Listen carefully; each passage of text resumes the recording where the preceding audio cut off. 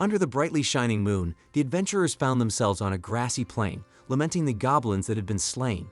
Among them, there stood a man wearing a mask amidst the goblin corpses. The adventurers addressed the man as Lich Mukuro. Witnessing Mukuro's appearance, the adventurers felt fear and hastily fled the savannah. Fate smiled as he removed his mask, and Freed continued to say that the appellation wasn't all that bad.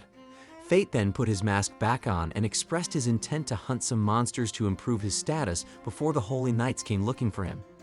The following day, Fate returned to work, yawning and complaining that having two lives wasn't easy as he rubbed his eyes.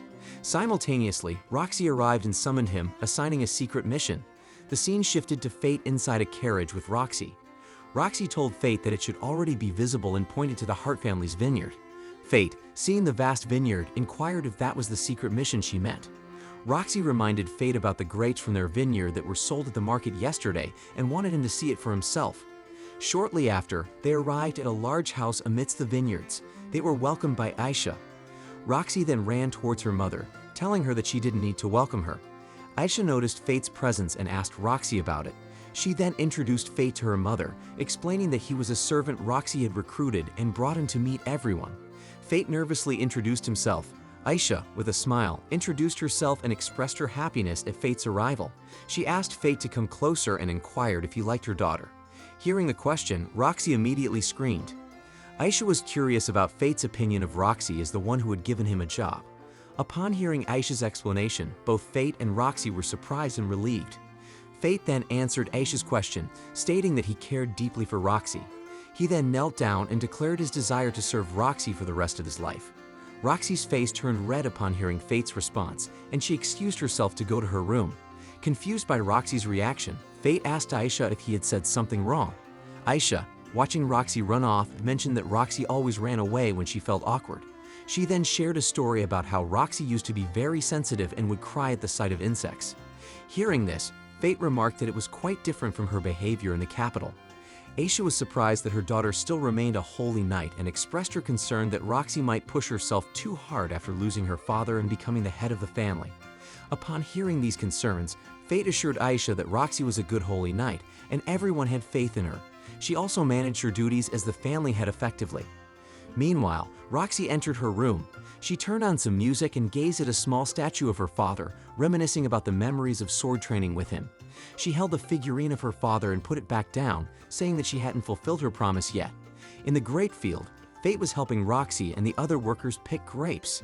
As he placed the grapes into a basket, one of the workers handed him a glass of grape juice. Fate gladly accepted the juice. During their break, they discussed the death of Lord Mason. The worker expressed gratitude for Roxy coming to help with this year's harvest. Roxy came every year to assist with grape picking and to hunt monsters, as during the harvest season, monsters came looking for food. They had dealt with kobolds coming from the northern valley. Upon hearing about the new monsters, Fate's stomach suddenly growled. The worker commented that it was normal for Fate to feel hungry after work. On the other hand, Greed remarked that after goblins, Fate's gluttony ability desired another soul. Later in the evening, as Fate was arranging baskets, Roxy asked him to go home ahead of her because she had some matters to attend to. On his way home, Fate encountered a mysterious girl carrying a large axe on her shoulder. He stopped and realized that the girl was not from the area. Fate continued walking, and when they passed each other, the girl called out to him, and her eyes were the same as his. Fate, seeing the girl, activated his identification skill, but nothing appeared. The girl addressed Fate, who was silent, and he immediately asked if she needed something from him. The girl paid no heed to Fate's question and simply said it seemed too early, then left Fate. Curious about what the girl had said, Fate called out to her. The girl turned and said that she was there to hunt kobolds, but that Fate could take them. She mentioned that he owed her and they would meet again. Fate then asked Greed who the girl was, but Greed replied that he didn't know.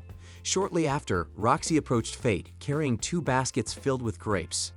She then handed one of the baskets to Fate. After handing over the basket of grapes, Roxy noticed the mysterious girl. She said that the girl might be from Gallia. 4,000 years ago, Gallia had a formidable military, but the appearance of massive monsters led to the nation's downfall, with most of its population perishing. Fate mentioned that it seemed like there were surviving Gallia residents. Roxy then invited Fate to head back home. While on their way home, Fate initiated a conversation about monster hunting and whether Roxy would be alright on her own. Roxy replied that she wasn't alone. The soldiers working there would assist her. It wouldn't be a problem for her, she said, raising her hand and dropping the grape-filled basket. Realizing that she had dropped the basket, they both picked up the grapes. The next day, the workers were shocked to find the grape vineyard severely damaged by wild animals searching for food.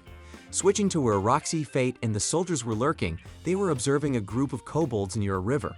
While observing, a soldier pointed towards the bushes, and from the bushes emerged a larger kobold than the others.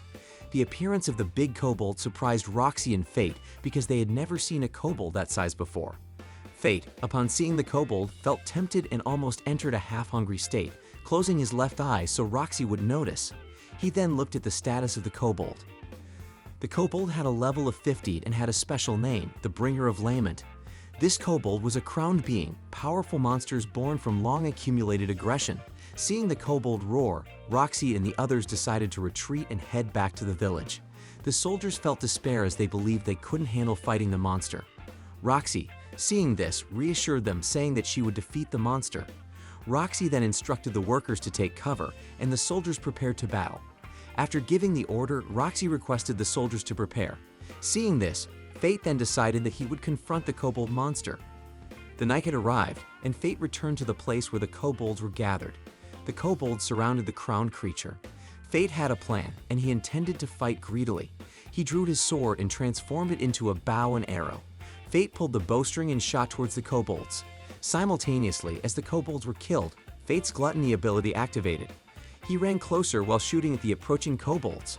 When he was near the crowned creature, he fired a magical arrow and transformed his bow back into a sword. As the magical arrow approached the crowned creature, it used a kobold as a shield and ordered the other kobolds to surrender to Fate. Fate saw the kobolds coming to attack him and swiftly slashed, cleaving one of them, activating his gluttony ability. Fate then checked his status, but even though he had killed many kobolds, he still didn't feel satisfied. Fate transformed his weapon back into a bow and shot an arrow at the crowned creature, piercing through the kobold running towards him. However, Fate was surprised as the crowned creature caught the magical arrow he had fired. Seeing the situation, Greed suggested that Fate should attack it up close, followed by transforming his weapon back into a sword. The crowned creature prepared to use its ability. Fate, who was running, got distracted, and a kobold managed to injure his shoulder. Upon realizing he was wounded, Fate then healed himself, but at the same time, the crowned creature attacked him and threw him into the river. Fate lay in the river, pretending to be dead to deceive the kobolds that would attack him. In a split second, Fate cut off one of the kobold's arms. The crowned creature didn't waste the opportunity and continued its attack on Fate. Seeing the attack, Fate leaped to avoid it, but while he was in midair, a kobold kicked him and caused him to tumble near the cliff. Fate quickly got up and stabbed the kobold that had attacked him. After attacking the kobold, Greed informed Fate that he could now use the level 1 secret technique, sacrificing 10% of Fate's attributes. Without hesitation, Fate agreed and transformed his sword into a bow and arrow. Fate's bow became longer than before, and at the end of the bow, a large magical arrow appeared. Simultaneously with the attack from the crowned creature, Fate released the magical arrow.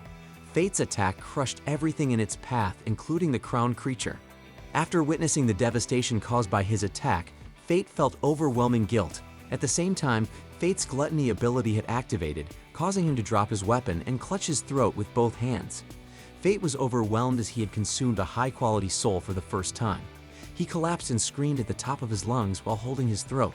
The next day, Roxy and the soldiers were shocked because the kobolds had been killed, bearing wounds from swords and magical arrows. They were also surprised by a large hole in the riverbank. The scene shifted to Aisha's house, where Aisha, Roxy, and Fate were sitting at the dining table. Roxy then recounted the recent kobold incident she had witnessed. Aisha asked who could have done this. Fate was startled and silently apologized as he was the one responsible. Roxy then suggested that the perpetrator of the kobold massacre might be the Gallia girl she had met the day before. Hearing Roxy's explanation made Fate feel relieved. With Roxy's task completed, she invited Fate to return to the capital. The scene shifted to Fate being in Aisha's room, where she asked him to continue supporting Roxy. Aisha then revealed that she came from an ordinary family without any exceptional abilities and felt that having one parent as a holy knight brought hardship to Roxy. Aisha also mentioned that her time was limited and she wanted Fate to be there for Roxy. Hearing her words, with a bit of apprehension, Fate agreed to Aisha's request. On the following night after Fate returned to the capital, he hunted goblins, but it didn't satisfy his hunger. The next day, Fate was at his usual bar, pondering that he still wasn't worthy of being by Roxy's side. At the same time, an old man arrived with news that Hado would join the hunt for Mukuro. Hearing the news, Fate was surprised. The old man continued, saying that they should send Hado to Gallia to become a monster's meal. However, the bar owner replied that people like him would likely seek a safe place and send others on an expedition to Gallia. Hearing this, Fate was once again taken aback. After gathering the Holy Knights, Roxy visited her father's grave to inform him that she would be going on an expedition to Gallia. Fate, upon hearing this, tried to stop Roxy, but she paid no heed as she had already made her decision to go. On the moonlit night, Fate hunted goblins. He couldn't defy official orders, but he was determined not to let them mistreat people like trash and bring suffering. While Fate was lost in thought, Hado and the adventurers arrived to hunt him down.